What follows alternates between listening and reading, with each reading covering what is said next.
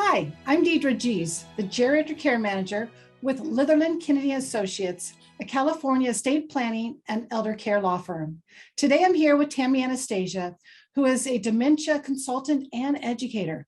And she's also the author of her new book, The Essential Strategies for the Dementia Caregiver. Thank you, Tami, for joining me today. Thank you, Dedra, for having me. It's a pleasure to be here. Great. Well, we've been talking over the days. We introduced your book and how all the different tips and beginning to end and always going back to it. Then we talked, we actually got into a topic of what do you do about driving? Yeah. We talked about communication and one of those options being one of those nerve-wracking things is the questioning, or the just keeps on coming, questioning. The repetitive questioning, yeah. But today, yes, we're going to have the fun topic. Okay. Of it's not uncommon for me to be talking to people. They have their estate planning documents in line. They've come to me early on, and they've gotten involved in support groups. They have perhaps done the caregiving themselves.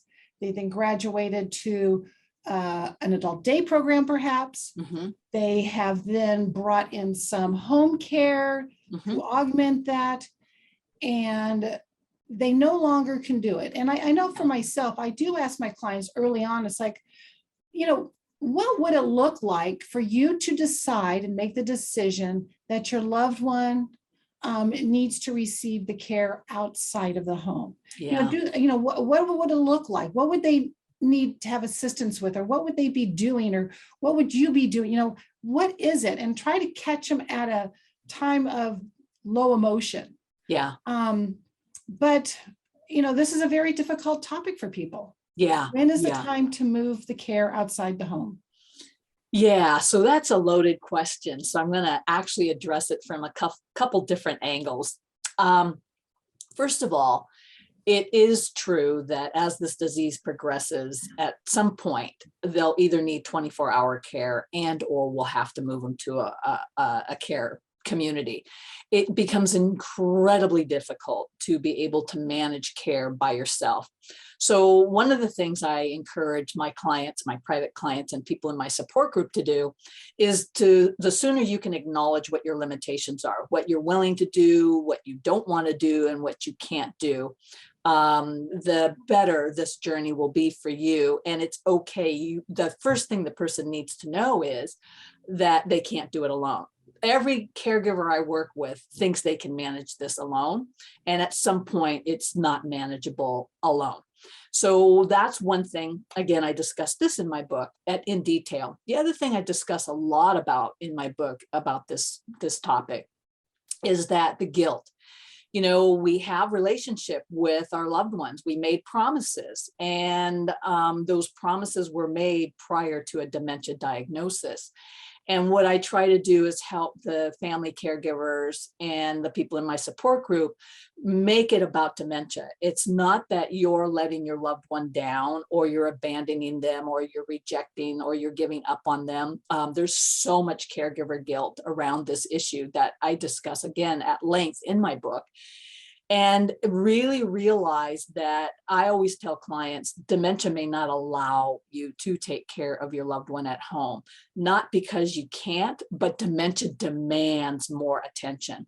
So when we focus on the disease and we focus on the progression of the disease, it helps the caregiver detach again and not feel somehow they're letting their loved one down. What you're really doing is, the way I look at it with a care community, or when you bring in 24-hour care, it's an extension of love. It's an extension of support. It's an extension of care. What we're doing is we're honoring their need to have more care. And so when we put them in a care community or move them to a care community, we're providing them with even more care because they deserve the best care possible. So when we can change the mindset from feeling guilty and not honoring these promises and make it about dementia, it does make it much I won't say easier, but much more tolerable emotionally to accept that I am extending my care, I'm extending my love by increasing the amount of care that they need because dementia is demanding of it. You know, I often will, when it comes to that guilt, it's like, Yeah. well, we promised never to put each other into a nursing home or whatever it is. Yeah. The whole detachment part, and I say, well, you know, you promised your husband that. Yeah. And if your husband, back when he was 30 years old, when you guys said this to each other as you're just young little pups, you know, gazing into each other's eyes. Yeah. If there was a camera rolling right now Yeah. at what was going on. Yeah. And he saw you caring for him and what his behaviors, what you are assisting him with, all that. If there was a movie that could be taken today and played for him back when he was 30, would he say the same thing? Yeah. Yeah. And probably not. And it's like, well, no, I don't want to be killing you, wife. I want you to live a full life. You know, this is that detaching, because you're now talking to a disease. You're not talking to your young bride or your young groom. Yeah. Yeah. And, you know, in my book, I talk about what if the wife or the father or the mother would have said this. I talk about having this conversation in the book, that if we did this early on in a diagnosis, we know, again, here's where we educate ourselves. We know this is only going to get worse. We know your needs are going to increase. And if we could have that conversation, but like you said, the next best thing is to envision if they could communicate, they would most likely communicate, do whatever is necessary to take care of yourself and do whatever is necessary to take care of me. Because I have a brain disease and I don't understand it. And because I have a brain disease and I don't understand why we're making these decisions, doesn't negate that I still love you and that I want the best for you. And it works both ways. The person with dementia cannot communicate that anymore because their brain cells are deteriorating. And so we would love to have this conversation ahead of time, but it doesn't happen. So now we are stuck with these major decisions. And I do really honestly feel that it would be very reciprocated, that I would still want you to love and support me to the best of your ability, but I don't want you to drown and I don't want you to suffer in the process.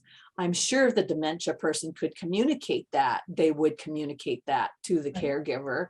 And likewise, the caregiver is communicating to them, I'm doing this because I love you.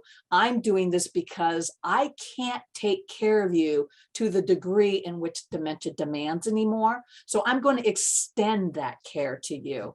But I love the idea of, you know, taking the film and fast forwarding. And if they could say this, we wish we could get people to do this before it got to that point, which I think is going to start happening as people become more and more educated about dementia. But the caregiver guilt is enormous. That is a huge emotional issue I deal with. And it often comes when we get to this point as well.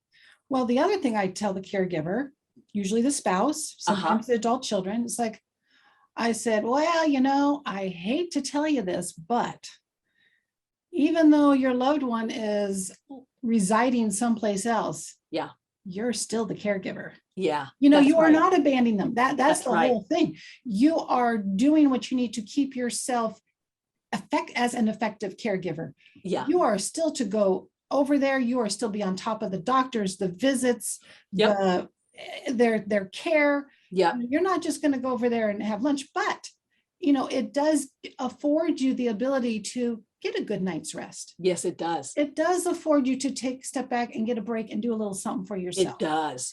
To rejuvenate yourself. So that when you go visit, you're not necessarily you're not necessarily going to as a caregiver. It also allows you to be a wife, a husband, a daughter. That's right. But you're still a caregiver. That's right. You will never, once a caregiver, always a caregiver. So you're not abandoning Because if that's what you think's happening, Yeah. got something else planned for you.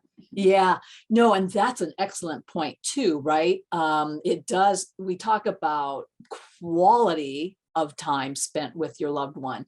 And when you're a full-time caregiver at home, adult child, or again, a spouse, or even a sibling taking care of a loved one, it all becomes about quantity, right? And when we move them to when we move them to a care community, they get to be the spouse. They get to be the adult child. You are always, always, always going to be the caregiver, the primary decision maker, correct? But it does allow the quality of visits to be very different. And that being said, when another thing that I do with my clients to help them make this decision is also write down the way that this disease now has progressed. You know, I can't deal with the incontinence. I can't deal with the wandering. I can't deal with them refusing my help, the poor hygiene, they're losing their appetite. You know, I have them come up with these indicators and these markers again to allow now someone else to be caring for them. So it does free you up now to have this relationship with your loved one in terms of being that spouse or that adult child or that sister or the brother, you know? Right. That's an excellent point. It does shift that energy. But yes, you will always be the major primary decision maker, but it's wonderful when you can extend that care, whether it's bringing in 24-hour care and or moving them to a care community. Right, right. Yeah. So, you know, if out there you have questions about, you know, the types of communities, there's different types, many Yes. different types. Yes. And, you know, what's right for you, when's the time, you know, reach out to me at attorneyoffice.com, or Tami, if they're interested in buying your book or reaching out to you, support groups as well as private one-on-one. Yeah. How do they reach you? Yeah, so my book, Essential Strategies for the Dementia Caregiver, Learning to Pace Yourself, is on Amazon. And you can also purchase it on my website at www.tamianastasia.com, TamiAnastasia. And there you will also find a list of my services. I do offer private one-on-one consulting with family caregivers, and then a multitude of other things, the support groups, and I do a lot of educational webinars and things like that. Great. Well, thank you so much, Tami, for sharing with us today. Look forward to future talks with you. Yes, thank you, Dedra. You're Thank you welcome. so much for having me. Great. Thank you. Bye-bye.